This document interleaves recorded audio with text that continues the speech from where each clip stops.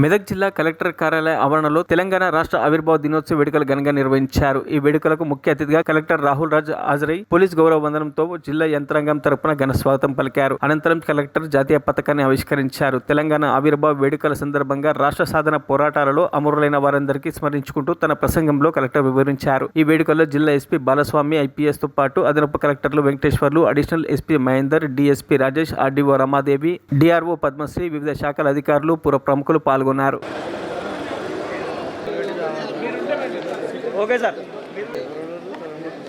చేసుకొని 11వ సంవత్సరంలో అడుగు పెడుతున్న ఈ శుభ సందర్భంలో హాజరైన ప్రజాప్రతినిధులు, జిల్లా న్యాయమూర్తులు, అధికారులు, అనధికారులు, పాత్రికేయులు, స్వాతంత్ర సమర యోధులు, ఉద్యమకారులు, తెలంగాణ ఉద్యమంలో అసూలు బాసిన తెలంగాణ అమరవీరుల కుటుంబాలకు, కార్మిక, కర్షక, విద్యార్థులకు, జిల్లా ప్రజలందరికీ నా హృదయపూర్వక తెలంగాణ రాష్ట్ర అవతరణ దినోత్సవ శుభాకాంక్షలు.